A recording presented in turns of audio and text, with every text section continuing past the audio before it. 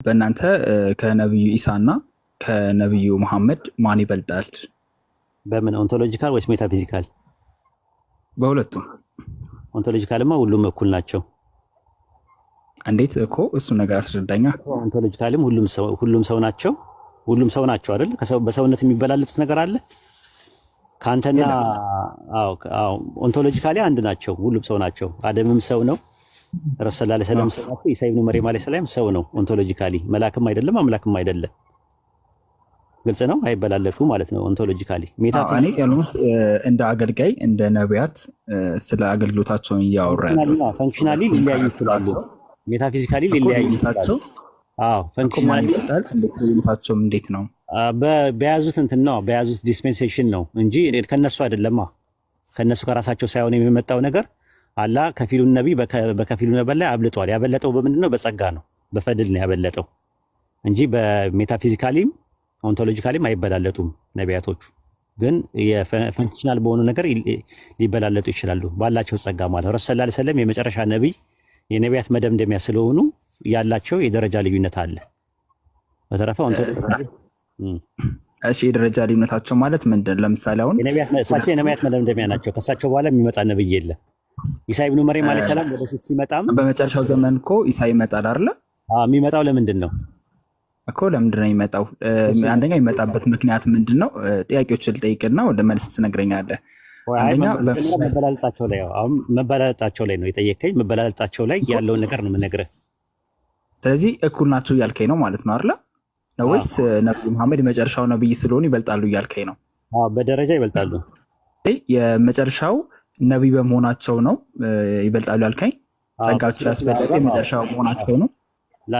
ልንገራ በሱረቱል አህዛብ ምዕራፍ 33 ቁጥር 40 ላይ ሙሐመድ ከወንዶች ልጆቻችሁ የአንድም ሰው አባት አይደለም፣ ነገር ግን የአላህ መልእክተኛና የነቢያት መደምደሚያ ነው ይላል።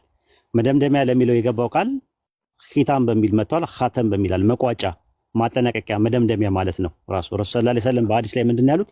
በእርግጥ መልእክተኛነትና ነብይነት ተዘግተዋል፣ ከኔ በኋላ መልእክተኛም ነብይም አይመጣም አሉ ሲናገሩ ማለት ነው። ኢማም ቡኻሪ ላይ መጽሐፍ 54 ላይም በተመሳሳይ የመጨረሻ ሰዓት አትቆምም፣ 30 የሚያክሉ ደጃሎች ይመጣሉ እኔ የአላህ መልእክተኛ ነኝ ብለው ቢናገሩ እንጂ አሉ።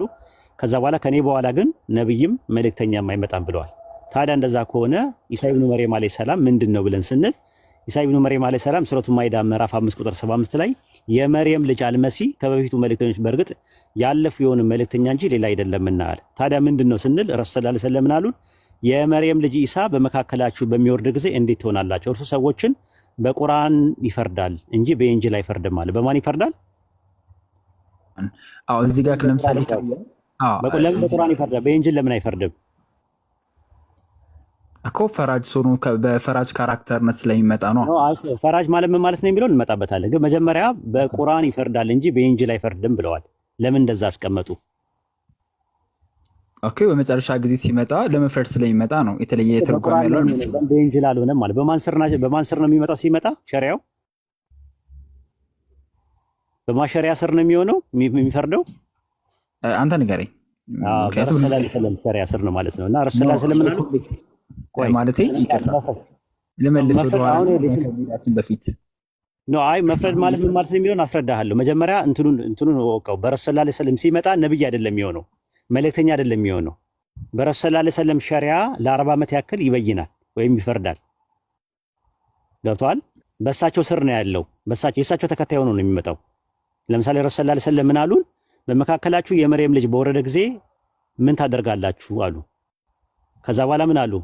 በጌታ በተባረከው ተዓላ መጽሐፍና በመልእክተኛው በነብያችሁ ፈለግ ይመራቸዋል አለ። ስለዚህ በቁርአንና በሐዲስ ነው የሚመራው እሱ ሲመጣ ማለት ነው፣ ምሪቱን የሚሰጠው ማለት ነው። ረሱል ሰለላሁ ዐለይሂ ወሰለም ምን አሉ? የመርየም ልጅ ኢሳ በመካከላችሁ ወርደው በፍትህ እስኪፈርድ ድረስ ሰዓቲቱ አትቆምም ብለው ነግረውናል። አሁን መፍረድ የሚለውን ላስረዳ።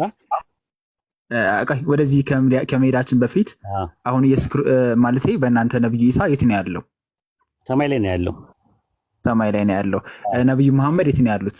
አፈር ላይ ነው ያሉት። በአካል አፈር ላይ ነው ያሉት። መንፈሳቸው ደግሞ ሰማይ ላይ ነው ያለው።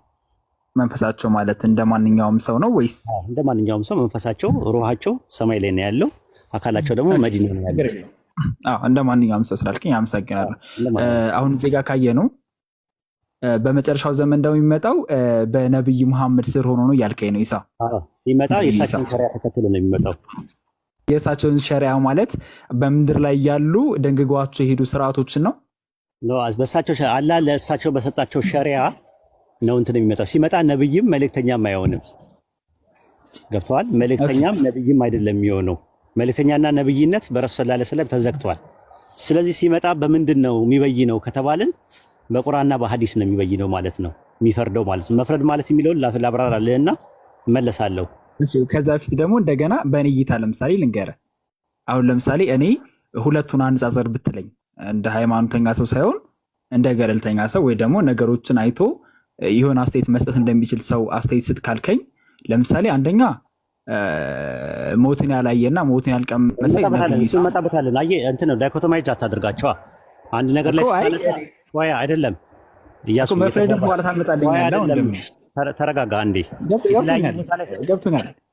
መፍረድ ወይ አንዴ ተረጋጋ። ሀሳብን ስለገባኝ ነው። ምን ጠየቀኝ? እንደዛ አይደለም ወይ እንጂ መጀመሪያ አንድ ሲመለስ ወደ አንድ አትበላ ማለት ምንድነው? ማምለጥ እኮ ነው ያዝከው።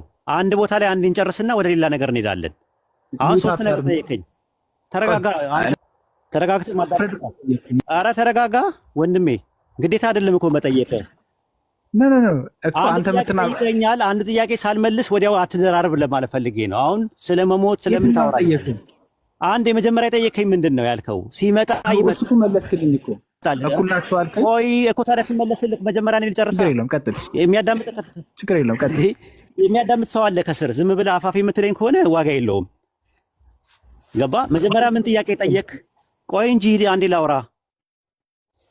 በቃ እሺ እንትን በለ። ካልተረጋጋ በቃ ሌላ ሰው አስገቡ። ይኸው መልስልኝ እንጂ መረጋጋት አቃታ። መረጋጋት። አንድ ጥያቄ ጠይቀህ አንተ መልሱን ትመልሳለህ። ወንድሜ የጠየቀኝ ጥያቄ ምንድን ነው ታስታውሰዋለህ? የመጀመሪያ የጠየቀኝ ምንድን ነው እያሱዬ? ቆይ ምን ጠየቀኝ? መጀመሪያ ላይ ጠየቀኝ ምን ነበር እኮ መልስልህ። ልንገርህ ይኸው ነው። ይኸውልህ አሁን የምንስማማው ምንድን ነው? የጠየቀው ጥያቄ ላስታውስህ፣ ታርመኛለህ። የጠየቀኝ ረሱል ሰለላሁ ዐለይሂ ወሰለም በኋላ የሚመጣ ነብይ የለም፣ የሚወርድ መጽሐፍ የለም፣ የሚላክ መልእክተኛ የለም ስለ ኢየሱስ አልከኝ። ኢየሱስ ወይም ኢሳ የሚባል ነገር ይመጣል አልከኝ። ሲመጣ የሚመጣው ነብይ ወይም መልእክተኛ ለመሆን ሳይሆን በረሱል ሰለላሁ ዐለይሂ ወሰለም ሸሪዓ ለመበየን ነው፣ ለመፍረድ ነው የሚመጣው ብዬ አልኩ። አሁን እሱ ጋር ነው ያለ ነው። ገብቶሃል? እሱ ፖይንት ላይ ስናወራ መፍረድ ምንድን ነው ብለህ ጥያቄ ያቀረብክልኝ። ቆይ እንመጣበታለን፣ መፍረድ የሚባለውን ነገር እንመጣበታለን አልኩ። አሁን ልክ መፍረድ የሚባለውን ነገር ልተነትን ስል ደግሞ ቶሎ ብለህ ደግሞ እሱ ሳይሞት ቀረ ረሱል ሰብ ሞተዋል የሚል ነገር አመጣ። እሱን ደግሞ እመልስልሃለሁ። ግን መጀመሪያ አንተ የምጠይቀውን ጥያቄ ካልመለስኩልህ ወዲያው የምትደራረብ ከሆነ ሚስ አንደርስታንዲንግ ይፈጠራል። ይሄ ምን ይባላል? ኮሚኒኬሽን ባሪየር ይባላል፣ ወይም ደግሞ የተግባቦት ጋሬጣ ይባላል። በጣም አስቸጋሪ ነው አንተ ጋር ማውራት። በል በቃ ታች ውረድ። አሁን በቃ እንትን ነው እየሰማሁ እኮ ነው። እየሰማሁ ነው። መልስ ከሌለ ምን ትላለህ? መልስ የለህም። ኦኬ እንደዛ ነው የምታስበው? እሺ ውረድ።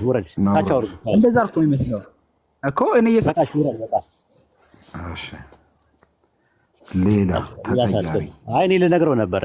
ልጨርስላችሁ አንዴ ሀሳቡን። ምን አለ መሰላችሁ? በመካከላችሁ በፍትህ እስኪወርድ ድረስ ይላል፣ ይፈርዳላል። ኢሳ ኢብኑ መርየም አለይሂ ሰላም በእኛ በኢስላም መሲህ ነው። መሲህ ደግሞ ሁለት ነገር አይሁዶች የሚጠብቁት ነብይና ንጉስ ነው ብለው ነው የሚጠብቁት፣ ወይም የሚፈርድ ነው ብለው የሚጠብቁት። ነብይነቱ ተልእኮን ኦልሬዲ ጨርሷል። አሁን የሚቀረው የነበረው ነገር ምንድነው? መበየን ነበረ። ፍርድን ይጠብቁ ነበር አይሁዶች። ስለዚህ ኢሳ ኢብኑ መርየም አለይሂ ሰላም ሲመጣ በረሱል ሰለላሁ ዐለይሂ ወሰለም ሸሪዓ፣ በአላህ ሸሪዓ ይፈርዳል። መፍረድ ማለት ምን ማለት ነው ሲባል ልክ በሱረቱ አንቢያ ምዕራፍ 21 ቁጥር 79 ላይ ስትመለከቱት ለሱለይማን ትክክለኛ ፍርድ አሳወቅ ነው፣ ለሁሉም ፍርድና እውቀትን ሰጠናቸዋል። ስለዚህ ነቢያቶቹ ምን ያደርጉ ነበረ? ዳውድና ሱለይማን ይፈርዱ ነበር። ለምሳሌ ሁለተኛ ነገሥት ምዕራፍ 8 ቁጥር 15 ላይ ዳዊትም በእስራኤል ሁሉ ላይ ነገሰ፣ ዳዊትም ለሕዝቡ ሁሉ ፍርድና ጽድቅን አደረገላቸው ይላል። አንደኛ ነገሥት ምዕራፍ 3 ቁጥር 28 ላይ ንጉሱም የፈረደው ፍርድ እስራኤል ሁሉ ሰሙ፣ ፍርድን ለማድረግና የአምላክን ጥበብ እንደነበረበት አይተዋልና ንጉሱን ፈሩ ይላል። ከዚህ አንጻር ምንድን ነው የምናደርገው? ኢሳ ኢብኑ መርየም አለይሂ ሰላም የትንሣኤ ቀን መቃረቢያ ላይ ይመጣና በረሱል ሰለላሁ ዐለይሂ ወሰለም ሸሪዓ ለ40 ዓመት ያክል ያስተዳድራል፣ ወይም ደግሞ ሸሪዓውን ያሰፍናል፣ ያላን ሸሪዓ ያሰፍናል። ከዛ በኋላ አሁን ጥያቄው የሚሆነው ምንድነው? ኢሳ እንዴት ሳይሞት ሊቆይ ይቻለ የሚለውን ነገር ደግሞ ወደ ኢድሪስ ምናምን ነገር ወደ ሄኖክ አምጥቼ አሁን አንዳንድ ሰዎች ይጠይቃሉ። ኢድሪስ ማለት ኢሳ ሳይሞት ማድረጉ ለምንድን ነው ስፔሻል ያደረገው? አያደርገውም። እሱ ያለ ምርጫ ነው። ለምሳሌ ኢድሪስ የሚባለው ነቢይ በሱረቱ መርየም ምዕራፍ 19 ቁጥር 57 ላይ በመጽሐፍ ውስጥ ኢድሪስን አውሳ ይላል። ኢድሪስ ማለት አስተማሪ ማለት ነው በአረብኛ። ሐኖክ ነው ስሙ የአረብኛው ማለት ነው፣ ወይም ደግሞ ሄኖክ ይባላል ስሙ። ወደ ከፍተኛ ስፍራም ወሰድ ነው ይላል። ለምሳሌ ማለት ነው ወደ ከፍተኛ ስፍራ ወሰድ ነው። ረሱል ሰለላሁ ዐለይሂ ወሰለም ለይለቱል ኢስራ ወል ሚራጅ ላይ ኢድሪስን አግኝተውት ነበር። ራሱ አላህም ከፍተኛ ስፍራ የተባለው ይሄ ነው ብሎ ነግሯቸዋል፣ ሰማይን ማለት ነውና ሰለላሁ ዐለይሂ ወሰለም ሲነግሩን ምንድነው ያስቀምጡልን በሐዲስ ላይ ማለት ነው በተቀመጠው ነገር የመርየም ልጅ ኢሳ በመካከላችሁ በሚወርድበት ጊዜ እንዴት ትሆናላችሁ? እርሱ ሰዎችን በቁርአን ይፈርዳል እንጂ በኢንጂል አይፈርድም ብለዋል። ሌላ ቦታ ላይ ደግሞ በመካከላችሁ የመርየም ልጅ በወረደ ጊዜ እንዴት ትመሰክራላችሁ ታደርጋላችሁ ብሎ ካሉ በኋላ ሲመራችሁ ምን ታደርጋላችሁ? እኔ ላብራራሉኝ አሉ። ከዛ በጌታችሁ ተባረከ ወተዓላ መጽሐፍና በመልእክተኛው በነብያችሁ ፈለግ ይመራቸዋል ብለው ነው ያስቀመጡት። ሌላ ቦታ ላይ ረሱል ሰለላሁ ዐለይሂ ወሰለም የመርየም ልጅ ኢሳ በመካከላችሁ ወርዶ በፍትህ እስኪፈርድ ድረስ ሰዓቲቱ አትቆምም ብለዋል። ሌሎችም እንትኖች ብለዋል። ራሱ ረሱል ሰለላሁ ዐለይሂ ወሰለም የተፍሲር አጣባሪ ምዕራፍ 3 ቁጥር 55 ላይ ያለውን ሲተነተን ምንድነው ያለው? ኢሳ አልሞተም ረሱል ሰለላሁ ዐለይሂ ወሰለም ብለዋል። ከትንሣኤ ቀን በፊት ይመጣል ብለዋል። ረሱል ሰለላሁ ዐለይሂ ወሰለም በሌላ ቦታ ላይ ደግሞ በእኔና በኢሳ መካከል ነብይ የለም፣ እርሱ ኢሳ ወደፊት ይወርዳል፣ ባያችሁ ጊዜ ታውቁታላችሁ፣ መካከለኛ ቁመት፣ ቀያማ ጸጉር፣ ሁለት ቀለል ያለ ቢጫ ልብሶች ይለብሳል እያሉ ይናገራሉ። በኢስላም መንገድ ህዝቦችን ይታገላል፣ መስቀልን ይሰባብራል፣ አሳማዎችን ይገድላል፣ ግብርን ይተዋል ወይም ጂዚያን ያስቀራል ማለት ነው። አላህን ከኢስላም በስተቀር ሁሉም ሃይማኖቶችን ያጠፋል። አላህም ኢሳም አልመሲሳ ደጃልን ያጠፋዋል፣ በምድር ላይ 40 ዓመት ይቆያል፣ ከዛ ይሞታል፣ ሙስሊሞች ይሰግዱበታል ተብሎ ነው የተቀመጠው። ከዚህ አንጻር ነው አንደኛ እንዳልኩ ሚስኮንሰፕሽኑን ያጠራል። ከዛ በኋላ ግን ፍትሃዊ የሆነው በሸሪያው መሰረት ለ40 ዓመት ያላን ሸሪያ በምድር ላይ ያሰፍናል ማለት ነው። አሁንም አላህ ያምጣልን እሱን። ከሱ በፊት መህዲ ይመጣል። መህዲ በሚመጣበት ሰዓት ላይ ለ7 ዓመት ያክል ጦርነትና ረሃብ የሚባል ነገር አይኖርም። ዓለም በብልጽግና እንትን ትላለች፣ ግን ሃይማኖቶቹ ይኖራሉ። ከዛ እሱ ከመጣ በኋላ መህዲ ከመጣ በኋላ መህዲ ማለት በአብይ ምልክትና በንዑስ ምልክት መካከል ላይ ነው ያለው አይደል? እንትኑ የቂያማ ቀን ምልክቶች አያቱል ኩብራና አያቱል ሱግራ የሚባሉ ለሁለት ይከፈላሉ። ሱግራ በሚባለውና ኩብራ በሚባለው መካከል ላይ ነው መህዲ ይመጣው። መህዲ ከመጣ በኋላ ሊንክ ሆኖ ከዛ በኋላ ወደ ትላልቅ እንትኖች ይሸጋገራል ማለት ነው። ከዛ መህዲ ይመጣል። ከዛ በኋላ መህዲ ይመጣል። ከመህዲ በኋላ ግን ደጃል ነው ቀጥታ እንትን የሚለው። ደጃል ደግሞ ሲውል ደጃል የሚባለው እኔ መሲ ነኝ ብለው አይሁዶች አጠቃላይ ይቀበሉታል። በደማስቆ ፊተኛው በር ላይ ኢሳ ኢብኑ መርየም አለይሂ ሰላም ወርዶ ሁለት መላእክቶች ከጎና አጅቦት ይመጣና ይገለዋል ማለት ነው። ከዛ በኋላ ለ40 ዓመት ይቆያል። ከዛ የጁጅ የሚባሉት ከየተረተሩ ግድባቸው ይከፈታል። እነሱ ይመጣሉ፣ መጨረሻ ላይ ምድርን እንደመበከል ይመጣሉ። ከዛ እነሱም ይጠፋሉ ማለት ነው። ከዛ ከኢትዮጵያ የሚነሳ አንድ ቀጭን እግር ሰው ያለው ሰው አለ፣ ካዕባን መጥቶ ያፈርሳል ማለት ነው። ከዛ የሚሆነው ምንድነው? አላህ የሚል ሰው እስኪጠፋ ድረስ እንትን ይላል፣ ቁርአን ይወሰዳል ማለት ነው። ቁርአን ከተወሰደ በኋላ ዳበቱል አርድ የምትባል ከምድር እንስሳ ትወጣለች። ከዛ ፀሐይ በጠለቀችበት ይወጣል፣ ቂያማው ይቆማል ማለት ነው። ያው የተውበት በርም ያኔ ይዘጋል ማለት ነው። ያኔ ፍጥረት ዓለም በአጠቃላይ ይጠፋል ማለት ነው። ከዛ በኋላ ፍጥረት ዓለም አላህ ብቻውን ይቀራል። ከዛ ሁን ሲለው ደግሞ ፍጥረት ዓለም ተመልሶ ይመጣል።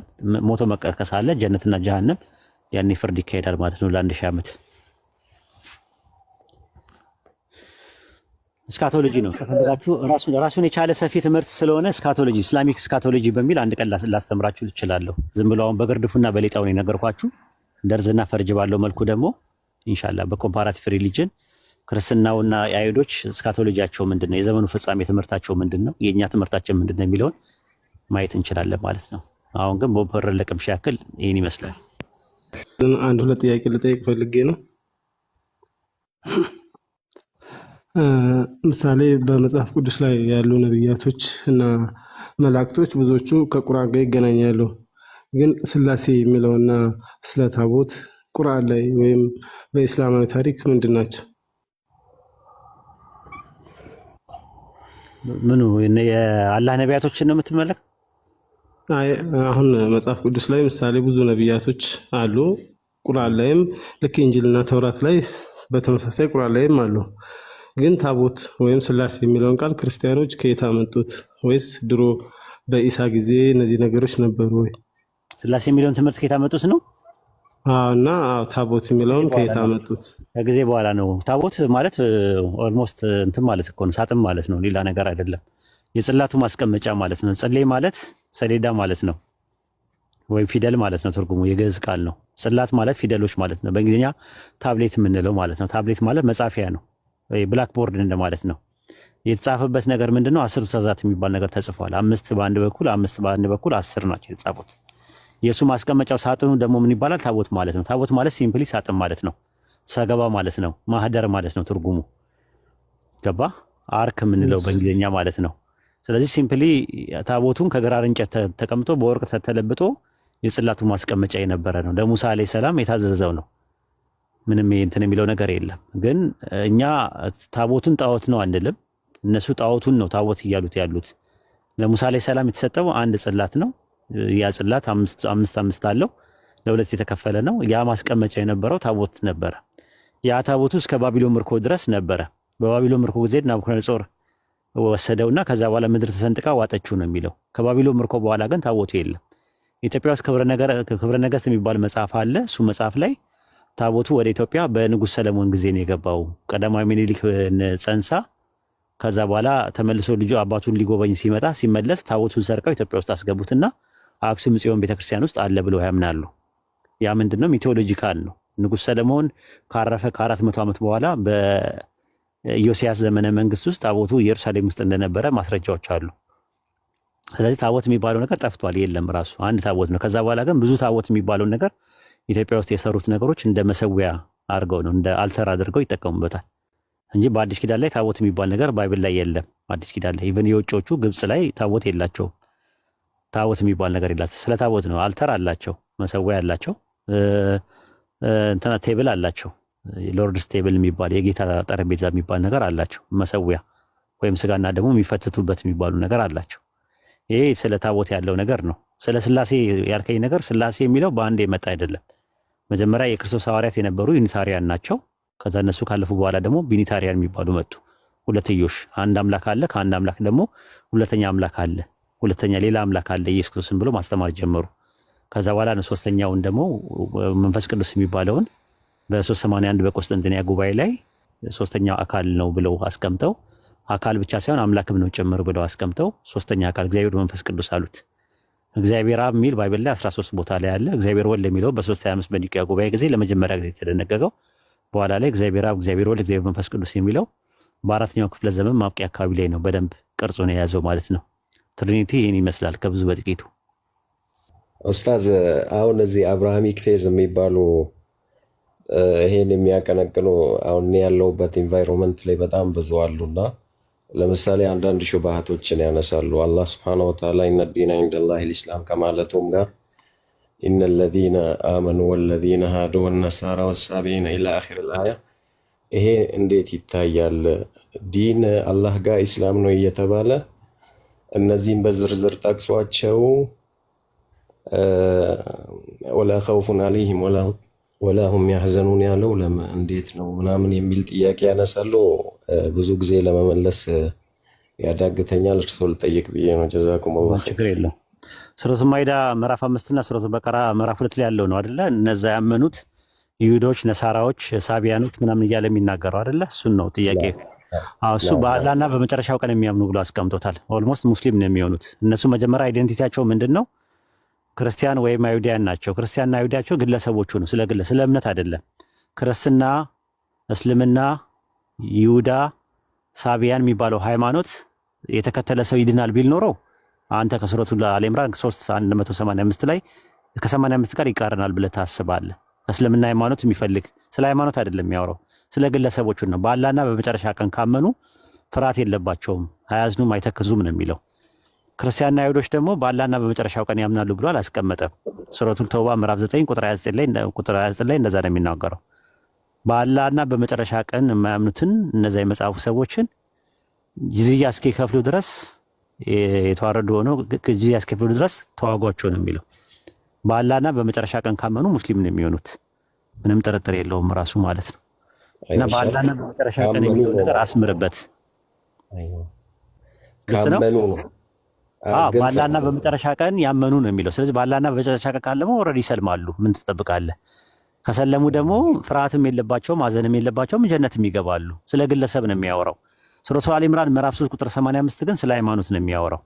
ሱረቱ በቀራ ምዕራፍ 2 ላይ ያለውና ሱረቱ ማይዳ ምዕራፍ 5 ላይ ያለው ስለ ሃይማኖት ቢያወራ ኖሮ ምናልባት እርስ በርስ ግጭት ብለህ ልታስብ ትችላለህ። የሚያወራው ስለ ግለሰብ ነው።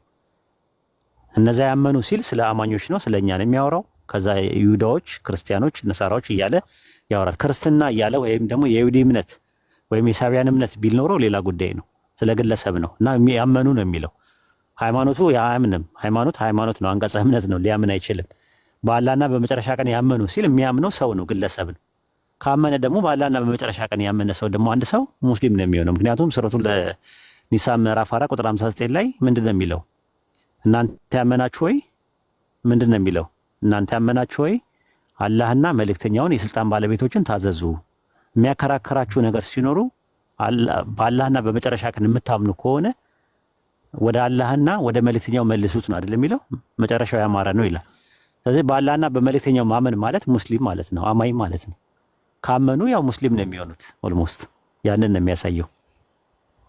ጀዛከላህ ኸይር ኡስታዝ፣ አላህ ያተካል።